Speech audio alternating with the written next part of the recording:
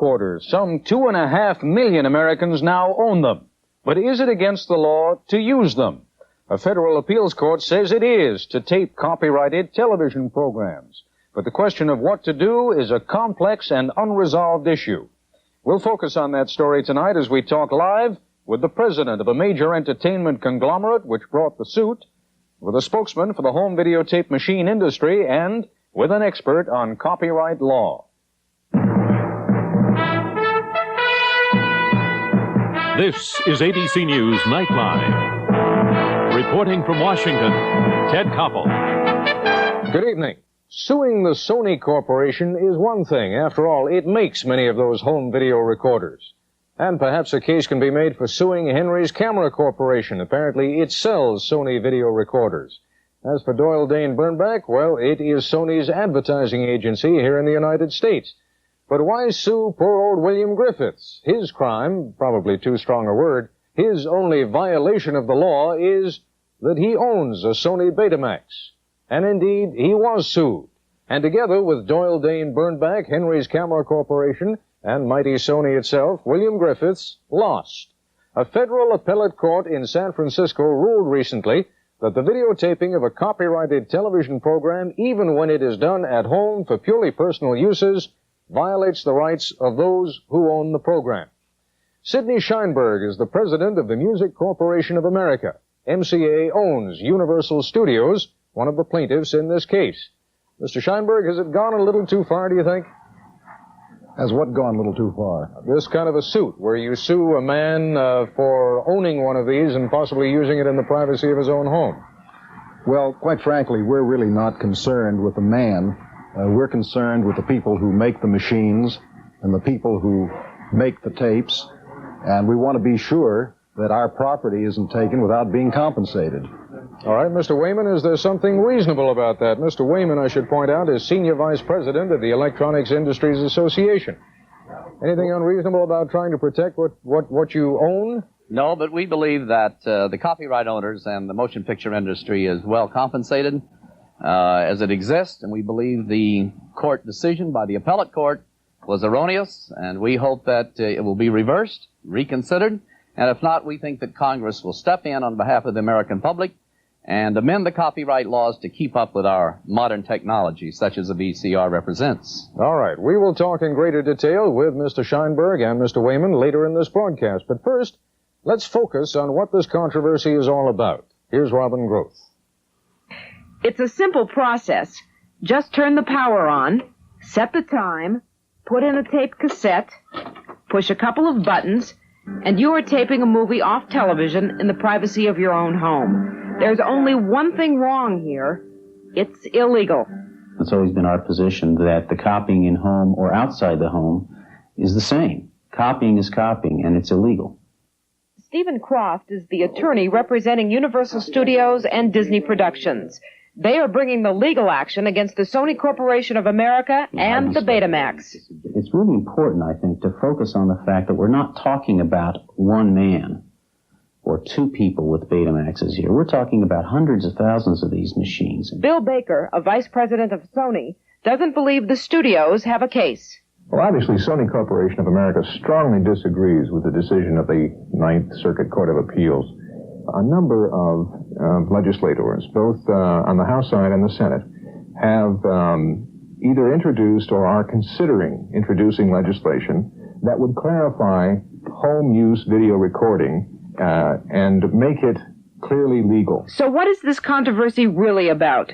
UCLA law professor and copyright authority Melvin Nimmer explains. Well, at the very beginning, when the Constitution was first written, a provision was put in there by the founders saying as follows: to promote the progress of science and the useful arts, that's the language used in the Constitution, Congress is given the power to enact copyright laws and patent laws. And the underlying theory was that the way to encourage creativity in artistic, literary, musical creativity, as well as scientific creativity in the patent area, the way to encourage that creativity is to give a property right to the creators, to give them something to sell. So from 1909 to 78, we were under a single copyright law with a few amendments, such as the Motion Picture Amendment. In 1978, we got an entire new copyright law, which in many ways does take account of new technological developments. But these developments are going at such a speed that it's inevitable that technology gets ahead of even the new law. And here, videotape recording is an example of the way in which the Act has not really kept up with that development. Chet Migden, National Executive Secretary of the Screen Actors Guild, says you can't get something creative for nothing. The public feels it wants the right to see everything and have everything. But on the other hand, there is the issue of property rights. And something must be done. There must be a compromise between those two elements. The public's desire to see and the respect for the property rights of others. RCA is betting a lot on the video disc. Unlike the video cassette, the video disc only plays back pre-recorded material and cannot be used to record. RCA says the video disc is the coming thing, and within 2 years, the public will be able to buy a pre-recorded movie disc for the price of a blank video cassette. For musicians whose work is used on records and tapes, on radio stations and in nightclubs, there is a system by which they get paid. ASCAP really serves as a clearinghouse for the use and performance of music. Gloria Messenger is the chief operating officer of ASCAP, the American Society of Composers, Authors, and Publishers. It is one of the few organizations that collects license fees from music users and distributes the income to members who are due the royalties. ASCAP monitors by taping local radio and television stations, by getting program performance information from the television networks, by getting programs from the symphony and concert halls, by taking a survey of music uses on airlines, and by taking a sample of performances of background music services such as Muzak. ASCAP is an example of an organization that has made the copyright laws work, but as satellites, cable systems, and other communication technologies advance, what does the future hold? A satellite dish in every backyard? I think it's a distant dream within the next 5 years. Certainly it's dependent to a certain extent on the launch of a new generation of satellites. Wayne Baruch is president of the entertainment division of Robert Wold Communications, one of the largest satellite companies in the world, and he says the future is here. The best example we've seen recently was the Sugar Ray Leonard-Tommy Hearns fight, where certain viewers who are attached to subscription television stations in various parts of the country paid a specific fee to get that fight into their homes. Lots of other different kinds of events will be delivered in the near future via pay-per-view. The ultimate scenario will be the capability of looking at an index of some kind and making decisions based on material that is not necessarily timely or live, probably movies, probably certain kinds of entertainment specials, but most probably at the outset, educational and informational materials. If after all of this you are still planning to buy a videotape recorder, you can. Sony has announced it will continue to manufacture and sell its product regardless of the recent ruling. But at least one retailer, Henry Lichtenstein, is protecting himself. We have here these signs, and we make signs up here in the recording studio, which says that they are in violation of the law, and I think that this will protect me from any lawsuits personally. Today, it is the use of videocassette recorders in our homes that is being legally challenged. Tomorrow, the problems may be far more complex. How the rights of the creators, the producers, and you, the viewers, are protected may have to be decided by the Supreme Court of the United States. Robin Groth, ABC News, Hollywood. The right to protect creative work is guaranteed in the Constitution, and there is a whole body of copyright law in the United States. But is technology moving so quickly now that the lawmakers can't keep up? We'll raise that question in a moment when we talk with an expert on copyright law, and again with MCA President Sid Sheinberg and Jack Wayman, Vice President of the Electronics Industries Association.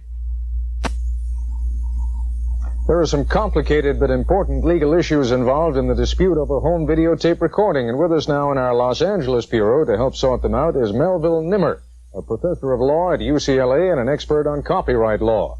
And joining us once again, Sid Sheinberg, president of the Music Corporation of America, MCA, and Jack Wayman, senior vice president of the Electronic Industries Association. Professor Nimmer, if you'd be good enough to help sort this out for us just a little bit and be gentle with those of us who are neither professors nor lawyers, can you, in simple language, explain what the issue at stake is here? I think I can, Mr. Koppel. Essentially, there are two basic issues. The first is, does the individual in his home who uses his videotape recorder, by that act, commit an act of copyright infringement?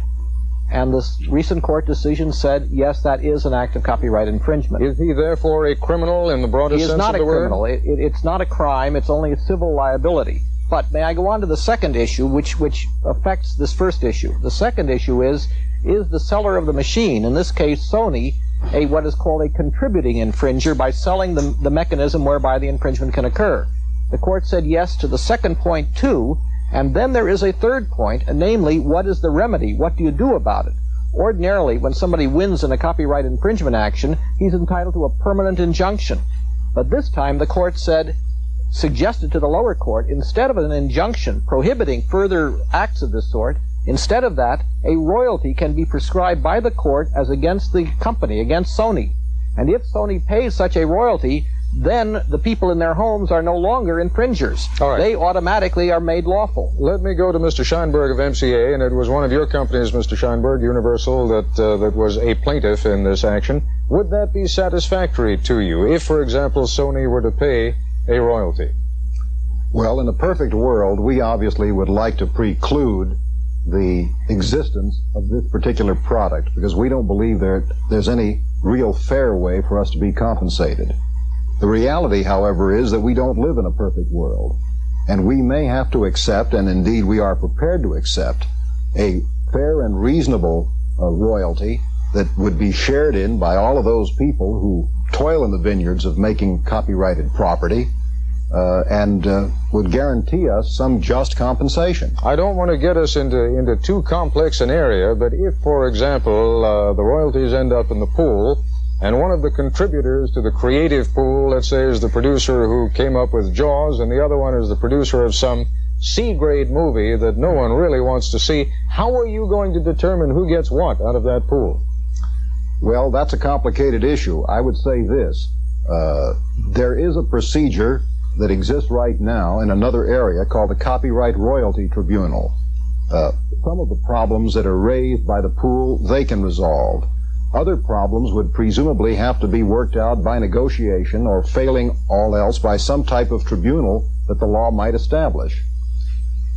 All right. In other words, just because the problem is a difficult one, in our judgment, that isn't a reason why the answer should be we're entitled to nothing. Let me just ask you, I can see why you went after Sony. Sony, after all, is a giant in this industry, but why go after an individual, and why cloud the issue in what, in a certain sense, has raised or perhaps lowered this thing to a certain level of mockery, where you go after someone in their own home? The reasons for that are really in the realm of the law, and I frankly can't answer that for you. I could. But suffice it to say, we have no interest whatsoever in chopping down anybody's door and taking out anybody's Betamax from anybody's house. All right, Mr. Nimmer, I think I heard you whispering gently there in the background that you thought you could answer it. Why did they go after it? Yes. In order to hold Sony liable as what is called a contributory infringer, you cannot be a contributory infringer. You cannot contribute to the infringement unless, in the first instance, there is an infringement, a primary infringement.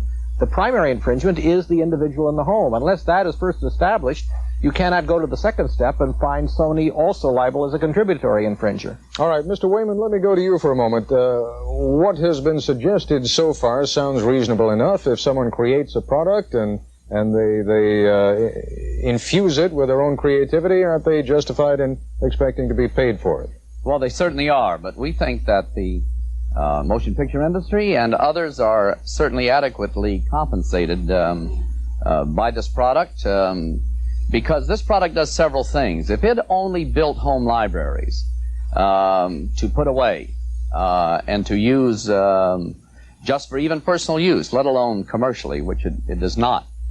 But that is not the case. The video cassette recorder does three things. It makes home movies with your own camera, and that we are going to film away from tape, tape away from film very quickly.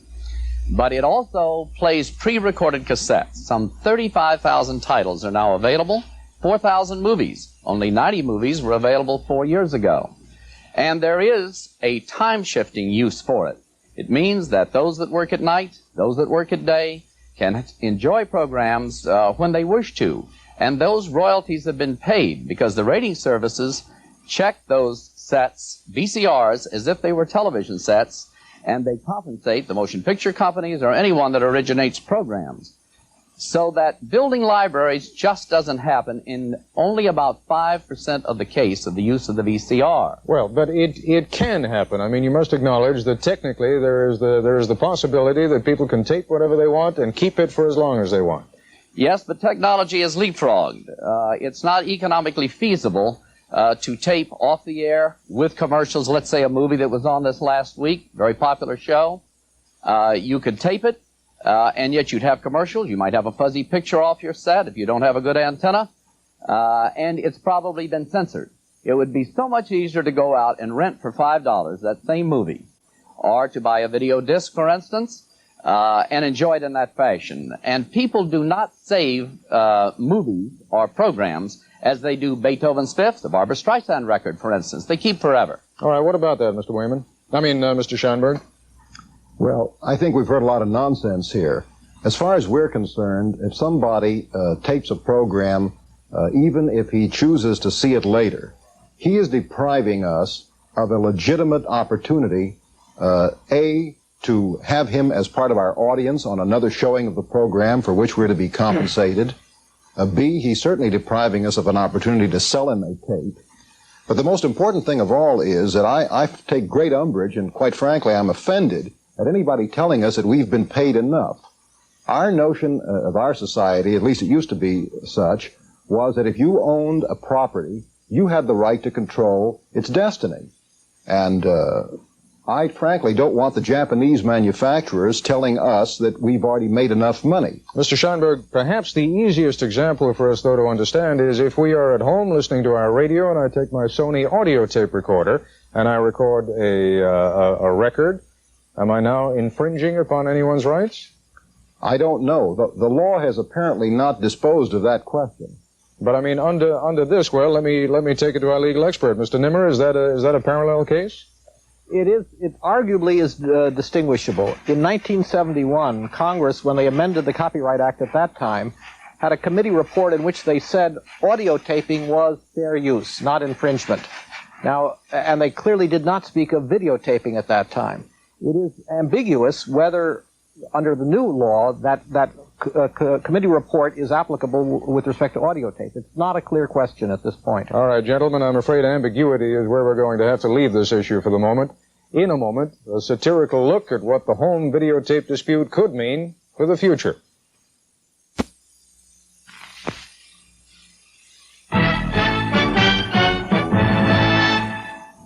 1984 was the arbitrary date chosen by novelist George Orwell for a kind of worst of all possible worlds, which he saw coming from the trends of his time. Well, according to Tom Shales, the syndicated television critic of the Washington Post, the dispute over videotaping is a sign that Orwell's 1984 is upon us. Shales made the point in a recent column which he taped for Nightline with illustrations by editorial cartoonist Bill Leamer. It is 1984, the third year of our persecution, O my brothers, O Beta-naughts and Beta-logs, and fellow members of the Betanese Liberation Front. And still they come, the gray men in the greatcoats, the stormtroopers in their clodhoppers, and the brown shirts, and the gray shirts and the brown coats, and still they seek us out, and pick us off, and cart away our Goldfinger, and our Roots, and our great Muppet caper. 3 years, O my brothers, since the decision banning home video recording of TV shows was handed down by a 3-judge panel, combined IQ 30, of the U.S. Court of Appeals in San Francisco. 3 years since 5 million of us went underground with our Betamaxes, our VHSs, our blank tapes, our patch cords, our satellite dishes, and our Whizmagidgets. 3 years on horizontal hold. They staged another air raid last week, my brothers. They flew low over the subterranean cubicle in the dread bulk eraser plane. Another of those converted AWACS they never did send to Saudi Arabia. Their giant magnets swept our Betacombs, hoping to wipe away our fantasy islands, our Johnny Carsons, our masterpiece theaters, our Mr. Bills, our Richard Simmons shows, our Wizards of Oz's, and our Casablancas. The news is not good, oh my brothers. Comrade Joseph K. returned from the front yesterday and reported that the combined military forces of Walt Disney Productions and Universal Studios moved in with their dwarfs and their mice and their incredible hulks and let fly with the dread bulk erasers on a hidden vault of tape stored behind a Piggly Wiggly. There went 132 episodes of the Mary Tyler Moore Show up in a cloud of electrons. There was another speech on the radio today by Jack J. Valenti, president of the Motion Picture Association of America. He called for us to come out of hiding, carrying our tapes over our heads. He said the war against video liberation was costing the movie companies billions of dollars a year. Valenti. We tried to kidnap the corporate imperialist lackey once before, but he was too short. We couldn't find him. Comrade Gunther K. thinks he saw the top of Valenti's head through the back window of his limousine. We will try again. Next time we will bring a smaller laundry bag. The fight goes on. Only yesterday, Sister Henrietta K. was charged with illegal time shifting. She had been caught red-handed setting her Betamax timer to record soap operas in the afternoon so she could watch them later that night when she got home. They not only confiscated her Betamax, they appropriated her Trinitron. Poor Henrietta was sentenced to 3 hours of hard labor a night, watching the network primetime schedule exactly as the network scheduled it, with no fast-forwarding through the commercials. And now we wait, oh my brothers, we wait for the terror from Hollywood, our nation's capital, to come again in the night. Even Mike Wallace is on our trail now. Creepy peepee cameras roam the countryside. The Eyewitness News jet-propelled traffic copter scours the landscape. Comrade Hector K. thinks he even saw Magnum P.I. casing the terrain in his Ferrari. Charlie's Angels are hidden under the bed. Benny Hill is in the closet. The 10 Commandments are buried in the backyard. I have cleverly disguised a videotape of Fahrenheit 451 as a book. They only told us we could pursue happiness, oh my brothers. They never did say we could record it and play it back. I'm Tom Shales. In a moment, a look ahead at tomorrow. That's our report for tonight. This is Ted Koppel in Washington. For all of us here at ABC News, good night. This has been ABC News Nightline. For a transcript of tonight's broadcast, send $2 to Nightline, Box 234, Ansonia Station, New York, New York, 10023. Good morning.